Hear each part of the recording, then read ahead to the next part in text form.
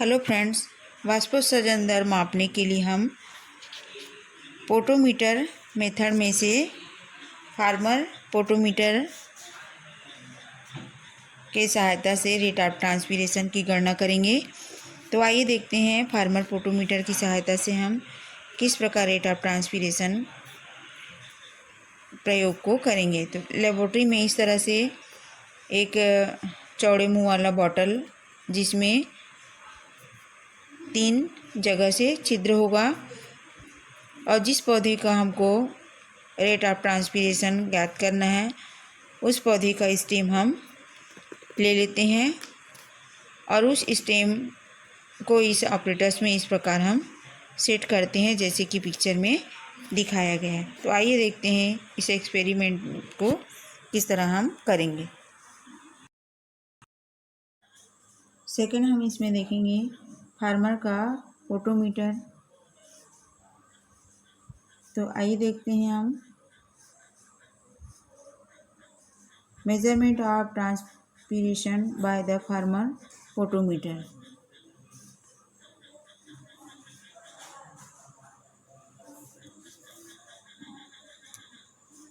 Farmer potometer में एक चौड़ी मुंह वाली बोतल होती है। ये बोतल है जिसमें 3 छिद्र वाले एक कार्क लगा होता है। 1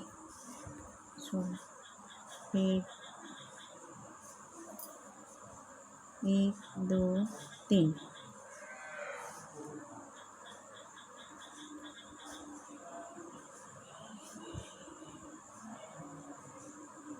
ये फर्स्ट, सेकंड और ये थर्ड, 3 छिद्र वाली कार्क इसमें लगी हुई है। अन्य 2 छिद्र में से एक थीसल कीप या रिजर्वायर लगा रहता है तथा दूसरे छिद्र में एक मुड़ी हुई कैपिलरी ट्यूब लगी रहती है। इस बेल ट्यूब के पीछे स्केल लगा रहता है। ये स्केल है, ये ट्यूब हमारा है बेंड ग्लास ट्यूब, मुड़ा हुआ बेंड। ये कॉर्क लगा, इसमें एयर बबल है।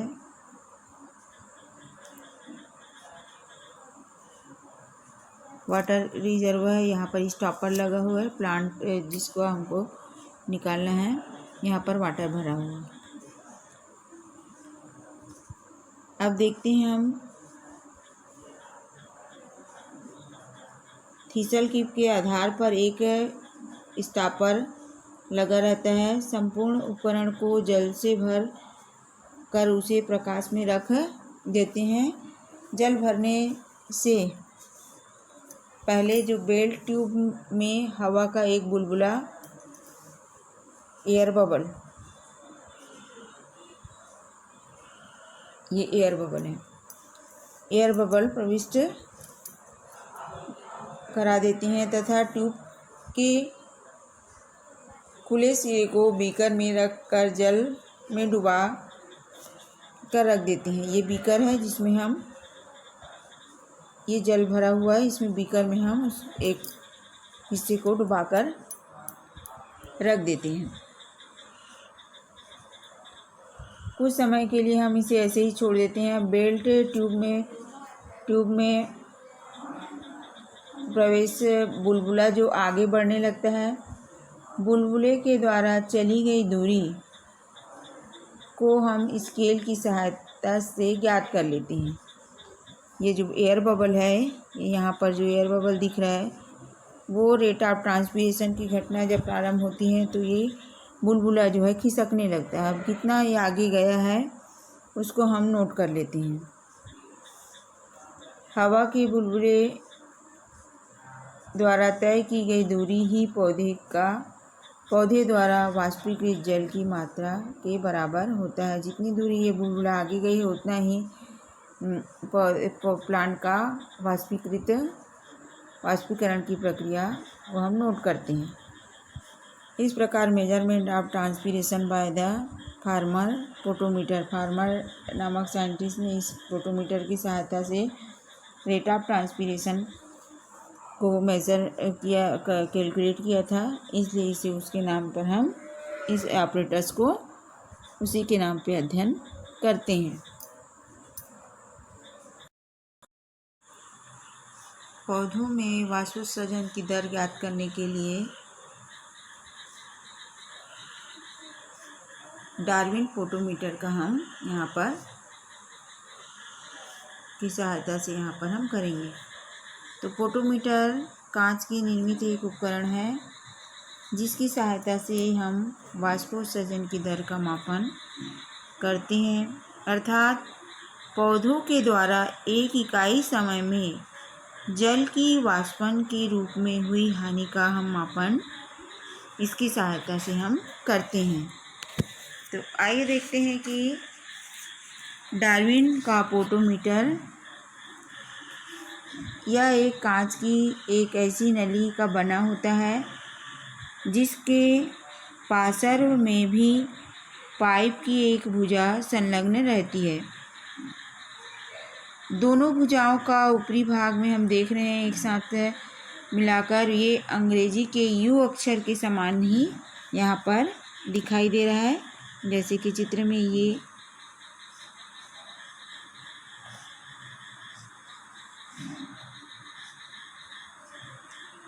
पार्श्व नलिका के ऊपरी सिरे में एक छिद्र जिस पर कार्क लगा हुआ है। कार्क के इसी छिद्र से पौधे की टहनी, जिसका हमको रेट ऑफ ट्रांसपीरेशन ज्ञात करना है, उस पौधे की एक स्टेम ले आते हैं जिसमें पत्ती हो और प्लांट अच्छी तरह से हमारा हेल्दी स्टेम लाते हैं, उसको उसके अंदर रख कर लगा देते हैं। सीधी नलिका का ऊपरी भाग छिद्र रहित कार्क से बंद कर दिया जाता है, जबकि इस सीधी नलिका के निचले भाग में एक छिद्रयुक्त कार्क फिट होता है। कार्क के इस छिद्र में एक कैपिलरी ट्यूब लगा रहता है जिसका निचला सिरा स्वतंत्र सिरा बीकर में रखकर जल में डूबा रहता है। इस तरह से ये बीकर है जिसमें वाटर में डूबा हुआ एक पोर्शन उसका। केशिका नली में एक स्केल फिट है। उपकरण में वाटर भरकर उसमें टहनी लगा दी जाती है, जैसे कि चित्र में दिखाई दे रहा है। अब हम देखते हैं कि जो केशिका नली में वायु का बुलबुला प्रविष्ट कराकर निचले सिरे को बीकर में रखे हुए जल में डुबाकर रख देते हैं। उपकरण को प्रकाश में रखकर बुलबुले की जो स्टार्टिंग स्टेज है उसको हम नोट कर लेते हैं। 8 से 10 घंटे के लिए इसको ऐसे ही छोड़ देते हैं। उपकरण सेट करते समय उपकरण में वायुरोधी हो, इस बात का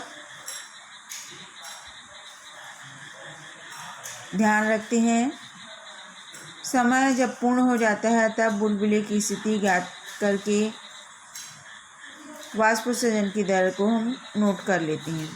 बुलबुले के द्वारा केशिका नली में चली गई दूरी ही क्या होती है, उससे प्लांट की वाष्पोत्सर्जन जल की मात्रा होती है। इस प्रकार डार्विन का पोटोमीटर में इस प्रयोग को हम करते हैं।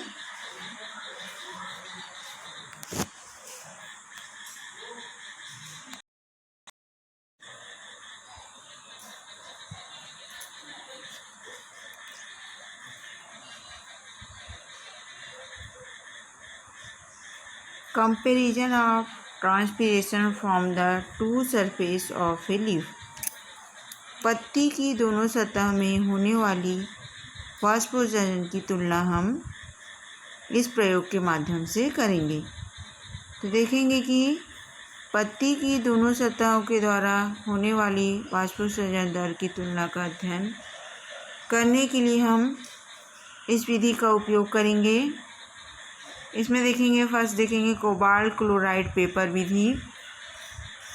इस विधि के द्वारा वाष्पोत्सर्जन की दर का तुलनात्मक अध्ययन करने के लिए डॉर्सीवेंट्रल लीफ युक्त पौधे को सेलेक्ट करते हैं। इस विधि में जो वाष्पोत्सर्जन की दर की तुलना हेतु कोबाल्ट क्लोराइड पेपर, इसे अच्छी तरह से सुखाने के बाद दो गोलाकार या फिर आयताकार टुकड़े बना लेते हैं। कोबाल्ट क्लोराइड पेपर के इन टुकड़ों को हम क्रमशः पत्ती की ऊपर एवं निचली सतह पर लगाकर उसके ऊपर एक एक स्लाइड लगाकर या रबर बैंड या धागा की सहायता से अच्छी तरह से हम बांध देते हैं।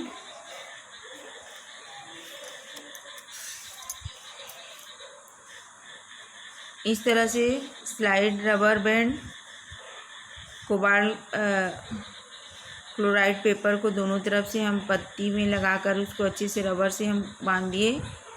ये प्लांट है, जिसका प्लांट का स्टेम, इसे हम एक्सपेरिमेंट कर रहे हैं। इसमें सपोर्ट लीफ में यहाँ पर एक सपोर्टिंग लगा देते हैं।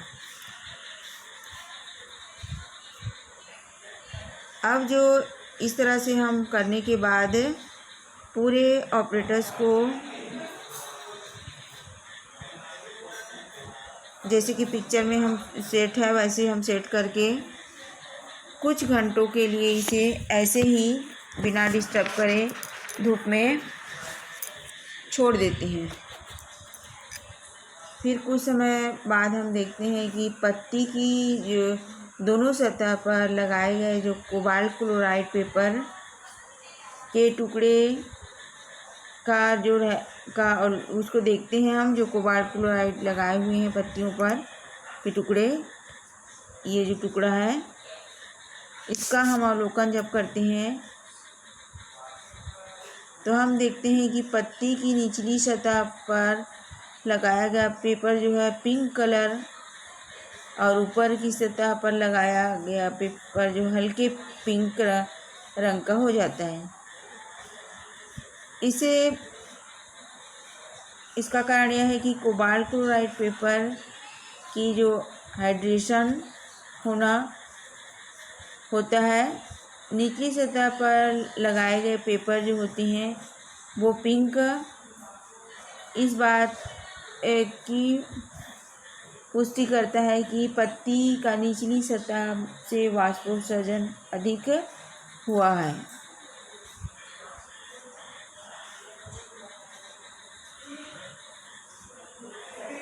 इस मेथड को हम कोबाल्ट क्लोराइड पेपर मेथड कहते हैं। इसकी सहायता से हम पत्तियों में रेट ऑफ ट्रांसपीरेशन लोअर बाहर ऊपर और नीचे दोनों सतहों पर हम ज्ञात कर सकते हैं। ये है उसकी ऊपरी सतह और निचली सतह दोनों का एक साथ हम कोबाल्ट पेपर लगाकर कोबाल्ट क्लोराइड पेपर मेथड के द्वारा हम अध्ययन करते हैं।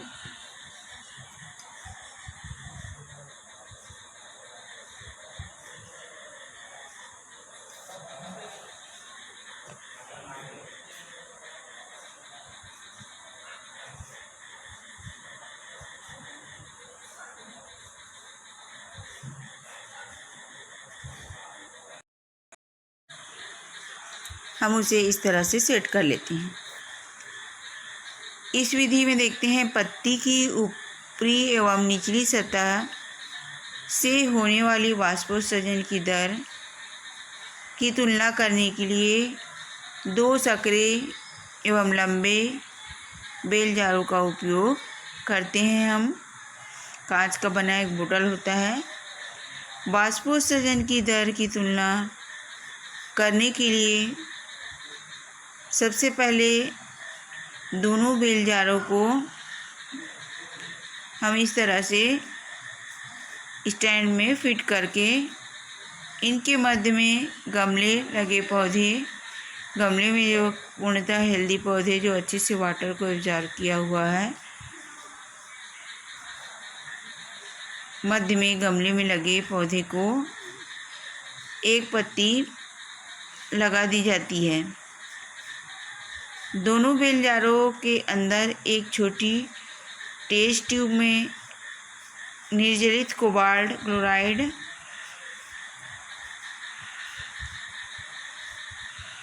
की ज्ञात मात्रा रखकर बेल जार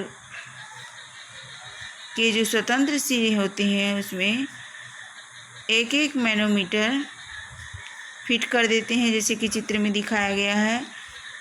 पूरे उपकरण को वायुरोधक कर देते हैं और इसे 8 से 10 घंटे के लिए ऐसे ही छोड़ देते हैं। फिर हम देखते हैं 8 से 10 घंटे बाद हम इसका अवलोकन करते हैं। आप देखते हैं कि बेल जार में रखे टेस्ट ट्यूब के अंदर जो उपस्थित कोबाल्ट क्लोराइड का जो भार तौल लिया जाता है।